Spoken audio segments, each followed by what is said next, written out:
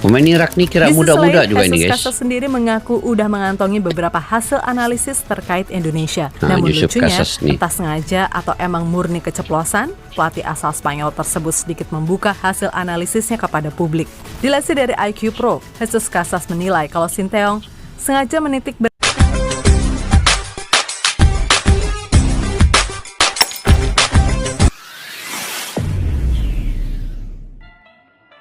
Assalamualaikum dan salam persaudaraan, salam sepak bola. Selamat bertemu kembali di channel Askalani Studio guys. Oke, hari ini tanggal 5 Juni, esok 6 Juni, Indonesia akan melawan Irak. Perlawanan yang sangat penting dan persiapan timnas Indonesia selepas melawan Tanzania kemarin. Sinteyong sudah menampakkan satu hasil. Mungkin ada taktikal baru sebab dia telah mencoba ke semua pemain-pemain ketika melawan Tanzania, dan Sinteyong telah menukar nombor punggung setiap pemain supaya tidak diketahui oleh Irak. Mungkin ada mata-mata Irak di perlawanan itu, jadi kita tidak tahu. Jadi itu kebijakan Sinteyong karena dia tidak mau nombor punggung yang sebenar digunakan atau dipakai oleh pemain-pemain ketika perlawanan persahabatan ketika melawan Tanzania itu. Jadi ini akan mengelirukan pasukan timnas Irak dan juga Filipina sekiranya mereka menghantar mata-mata ketika perlawanan Indonesia dan Tanzania. Dan apa yang paling penting lagi telah dilakukan oleh Sinteyong ketika ini, ada dua pemain lagi yang tengah dalam proses WNI, Calvin Verdong dan Jens Streben yang sekarang ini main di Thailand Cup. Tapi Calvin Verdong ini juga satu pemain yang sangat berkualitas tinggi, dan seorang lagi pemain yang baru saja selebrasi di klubnya, yaitu J. Ejas yang membawa klubnya ke Serie A Italia.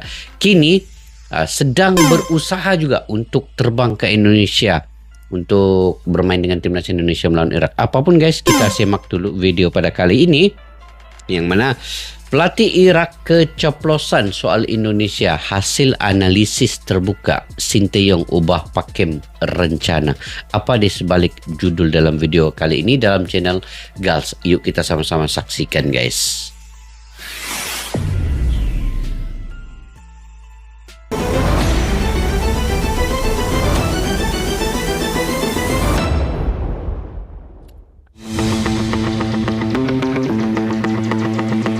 Yusuf Casas tuh pelatih Irak punya pengalaman yang luas dalam sepak bola. Mendekati hari khas, segala Di persiapan Asia makin Barat. ditingkatkan PSSI untuk bisa meraih hasil maksimal kala bersua Irak maupun Filipina, termasuk mengebut proses Calvin Verdong agar bisa segera sumpah WNI dan didaftarkan. Nah, perihal masalah teknis sendiri 100% adalah kewenangan Sinteyong, di mana ia yang bertanggung jawab, mulai dari pemilihan pemain, formasi, hingga taktik. Kita tentu tahu, itu. di laga uji coba melawan Tanzania kemarin, Coach memutuskan untuk mencoba semua pemain yang ada, dan seperti biasa, ia mengacak nomor punggung pemain yang tampil ini di guys, laga tersebut.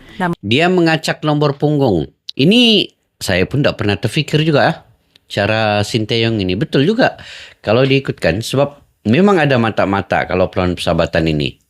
Irak akan antar mata-mata, Filipina akan menghantar mata-matanya untuk melihat pemain-pemain yang mana perlu diawasi ketika perlawanan sebenar nanti. Tetapi bila nomor punggung ini dirotasi, diacak, digantikan dengan bukan nomor punggung yang sebenar oleh pemain, maka ini akan mengelirukan mata-mata Irak gitu. Sebab diingat ini adalah pemain yang sebenar, rupanya bukan pemain yang sebenar memakai nomor punggung itu. Itu kepintaran kebijakan Sinteyong lah. Baru saya terfikir juga selama ini apa yang dilakukan ini satu taktik yang baru. Taktik yang baru untuk mengelirukan lawan kalau dia menghantar mata-mata. Jadi sekarang ini apabila pemain memakai nomor yang sebenar di perlawanan yang sebenar nanti, sudah tentu mana-mana pemain yang akan ingin diawasi selepas analisis dari mata-mata Irak dan Filipina ini. Tetapi rupa-rupanya nomor punggungnya berlainan. Jadi pemain itu bukan pemain yang sebenar. Mantap guys ya, mengelirukan. Oke. Sejatinya, tim analis Irak gak senaif itu juga. di mana pastinya mereka juga mengamati cara Indonesia bermain, terlebih dengan skuad yang jauh berbeda dibandingkan saat kedua tim bertemu di 2 pertemuan sebelumnya. Nah, Jesus Casas selaku pelatih pada akhirnya udah mengantongi beberapa hasil analisis dari uji coba tersebut. Namun dia sepertinya sedikit keceplosan atau apapun karena menyinggung perihal gaya bermain timnas dengan komposisi yang ada saat ini. Meskipun begitu, Kosen sendiri diketahui biasa aja. Dan ia menjabarkan selalu bisa menemukan ide-ide baru untuk mengubah pakem berencana. Yang mana artinya Kosen termasuk jenis pelatih yang sangat adaptif tergantung situasi di pertandingan nanti. Nah, Coach Shin ini banyak dia ubah-ubah rencana. Dia banyak taktikal ya, lain tim, lain taktikal yang akan dia gunakan. Nah, itu Sinteyong nih. Ini Timnas Indonesia betul-betul bertekad untuk bisa meraih lah. hasil maksimal di 2 laga Tengok sisa kualifikasi Piala Dunia 2026 round 2. Nah, dengan ada jam 16.00 ya main di Gelora Bung Karno. Kenapa main petang pula? Bukan malam 16.00 Indonesia lawan Irak. Oh, ini satu taktik juga ini. Sebab Irak ini kalau main petang mungkin dari segi cuaca dia agak susah untuk beradaptasi dengan cuaca. Tapi Irak pun dia gunakan. Dia bawa ke semua pemain-pemain terbaik.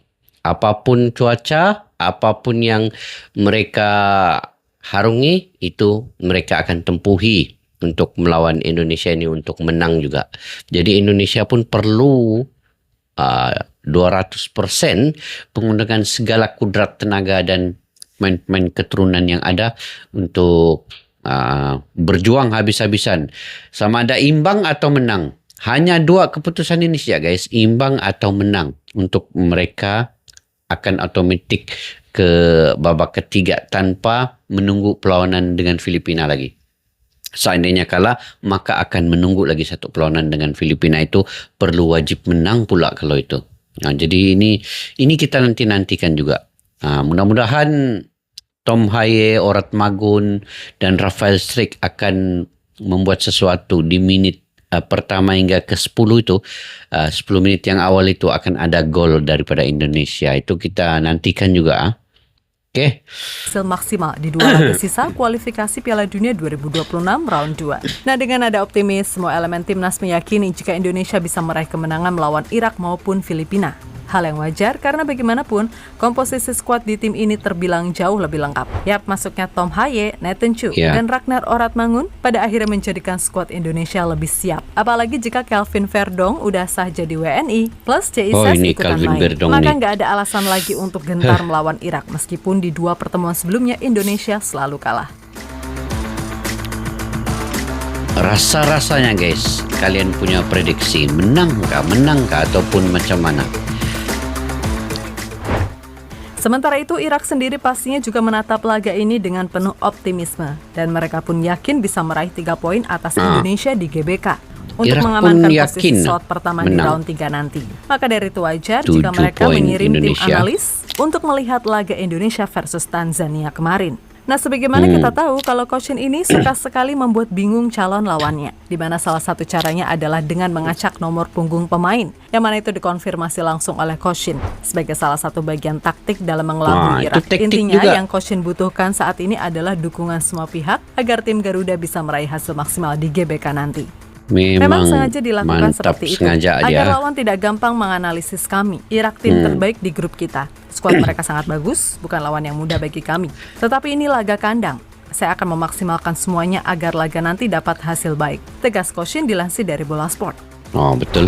Lebih lanjut, Coach Shin juga merasa masih banyak evaluasi yang harus segera diperbaiki jelang laga nanti. Yang mana ada 2 hal yang ia soroti di laga uji coba melawan Tanzania. Di mana itu adalah masalah sentuhan bola dan komunikasi. Emang sih dalam beberapa momen, para pemain timnas sering kali miss dalam melakukan end passing atau finishing, meskipun secara build up udah rapi. Kemudian masalah komunikasi, terutama di lini belakang, juga harus ditingkatkan mengingat beberapa kali gawang Indonesia terancam akibat miskomunikasi. Saya akan mengevaluasi performa para pemain di laga tadi, termasuk soal sentuhan bola yang kurang dan komunikasi juga. Memang seperti apa yang dibicarakan sebelumnya, hasil tidak begitu penting.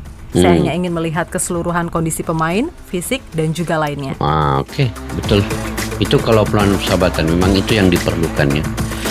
Dan apalagi yang analisa yang perlu kita ketahui di sini ialah Sinteyong memang dia sudah cuba semua pemain. Memang dari segi pada build up, kalau saya melihat perlawanan dengan Tanzania itu, daripada bawah, tengah dan atas itu memang memang baik, memang bagus sudah. Cuma sekarang ini betul masalah komunikasi, terutamanya di bagian pertahanan di antara Sandy Walsh, Asnawi Mangku Alam itu kadang-kadang ada memang miscommunication yang banyak, dan serangan Tanzania itu berlaku di bahagian sebelah Asnawi Mangku Alam dan juga Sandy Walsh ya. Nah, itu yang perlu diperbaiki. Kalau Jordi Amat, Rizky Ridho itu tinggal diperbaiki sedikit saja lagi. Perlu ada backup salah satu. Kalau macam contoh Jordi Amat ini dia ke atas membantu di tengah, maka akan di cover oleh Rizky Ridho. Jadi kalau Rizky Ridho pula ke atas, maka Jordi akan cover di bagian center back. Jadi di situ berputar-putarnya pemain itu. Apapun taktikal Sinteyong yang lebih mengetahui, dia yang melakukan segala analisis penting dalam perlawanan dengan Tanzania itu. Jadi beliau akan mengatur. Saya percaya memang Sinteyong ini memang kejeniusannya, kebijakannya akan mengatur yang paling terbaik melawan Irak ini. Dan dia akan memastikan Indonesia itu akan menang. Itu yang Sinteyong punya pemikiran ini. Dia pastikan semua akan berlaku mengikut apa yang dia targetkan ya. Oke, lanjut guys.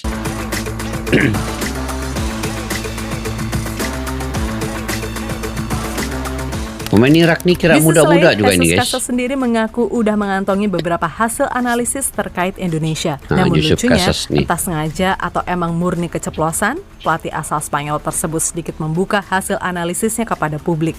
Dilansir dari IQ Pro, Jesus Casas menilai kalau Sinteyong sengaja menitik beratkan kekuatan di sektor belakang. Selain itu, dengan adanya Tom Haye dan Ragnar, proses build-up serangan sedikit banyak berfokus dari kedua pemain Eredivisie tersebut. Oleh karenanya, ia akan menyiapkan tim sebaik mungkin, karena pastinya pertahanan Indonesia jauh lebih kuat dengan kemarin ditempatkannya Sandy Walsh sebagai bek menggantikan peran Jesus yang belum bisa hadir.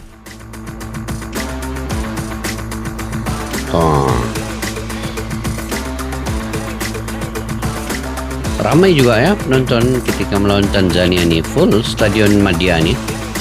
Ini antara stadion yang bagus Ya, juga. melihat dari segala hal yang ada, pada akhirnya mau tak mau akan membuat Coach Shin sedikit mengubah pakem rencana. Namun kita juga perlu ingat kalau Coach Shin ini bukan pelatih kemarin sore yang polosnya kayak bocah mau dikasih permen. Dia pasti betul. sangat tahu apa yang harus dilakukan untuk laga melawan Irak nanti. Itu, Dan kita dia juga pasti yang paham tahu. kalau dia itu adalah tipe pelatih yang sangat adaptif, tergantung situasinya seperti apa. Nah, merujuk dari beberapa hal tadi, Tom Haye secara mantap melihat laga melawan Irak sebagai sebuah optimisme, di mana ia meyakini kalau Indonesia pastinya akan memberikan perlawanan, kendati Irak di atas kertas masih lebih diunggulkan. Menurut saya, mereka lawan yang kuat, karena sudah membuktikan di laga-laga sebelumnya. Tapi saya pikir kami juga sudah menunjukkan di pertandingan sebelumnya bahwa timnas Indonesia punya kualitas. Kami bermain di kandang, dan hal itu jadi keuntungan. Kami perlu bermain keras dan berjuang. Ucap Tom dilansir dari Bola Sport. Oke. Ya, pada akhirnya Semua segala persiapan pemain harus dilakukan. Dan semangat. kita sebagai rakyat Indonesia wajib hukumnya mendukung serta mendoakan yang terbaik. Lupakan soal narasi yang mengkotak-kotakan antara lokal dan naturalisasi. Apalagi sampai membatasi 60%, 40% antara lokal dan naturalisasi, seperti yang digaungkan oleh salah satu wakil rakyat. Intinya mau dia lahir dimanapun, besar dimanapun, selama dia punya darah Indonesia dan udah jadi WNI, ya dia punya hak dan kewajiban yang sama. Karena pada akhirnya yang dinilai dari timnas kan kualitas, bukan dari mana dia berasal.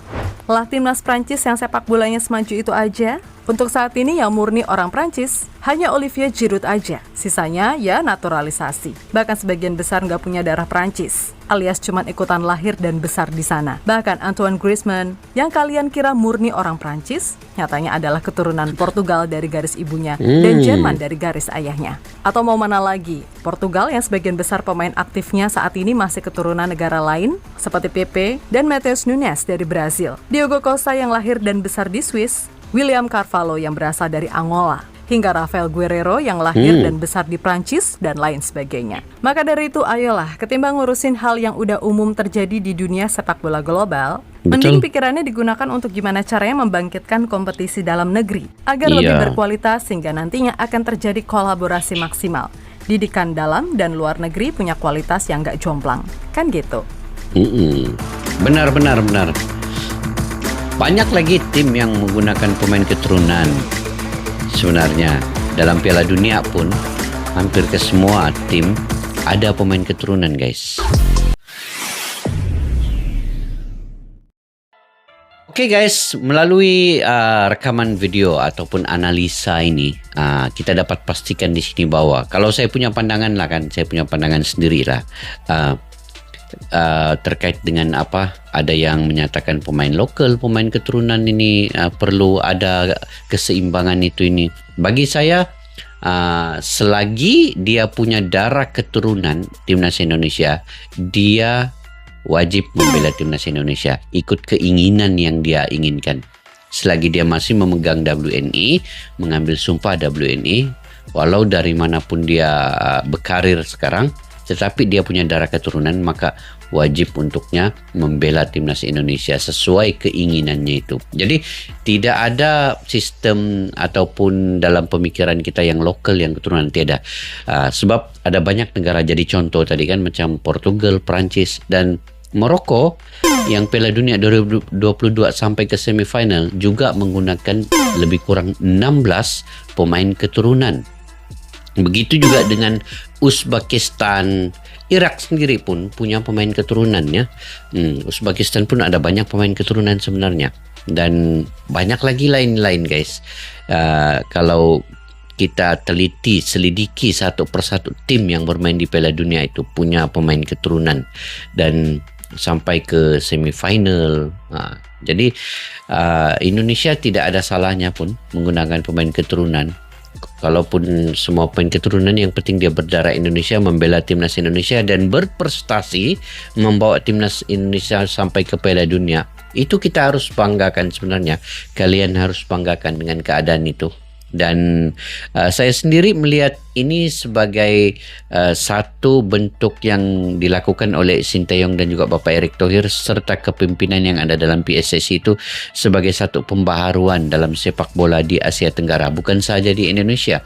Kita melihat Malaysia, Thailand, Vietnam, Singapura juga sedang mencoba atau meniru cara Indonesia, sebab mereka mengetahui sekarang Indonesia ini punya satu prestasi yang baik, dan juga pemain-pemainnya semua berkualitas tinggi dan mereka ingin mencoba mengikut apa yang dilakukan oleh Indonesia. Tidak salah, malahan ini akan melihat perkembangan sepak bola di Asia Tenggara semakin maju dan terus mendapat sorotan media-media barat. Jadi perlawanan melawan Irak esok kita optimis penuh. Saya pun optimis penuh. Indonesia dengan dukungan 80,000 ke 90,000 penonton yang ada di GBK itu akan membangkitkan semangat para pemain untuk berjuang habis-habisan mengalahkan Irak nanti. Irak walaupun menggunakan semua pemain terbaik datang ke Indonesia untuk mempertahankan kemenangan mereka tanpa ada kekalahan, tetapi Indonesia juga sudah melakukan persiapan yang terbaik dengan semua pemain berketurunan, hampir semua kecergasan mereka, kebugaran mereka itu 100%.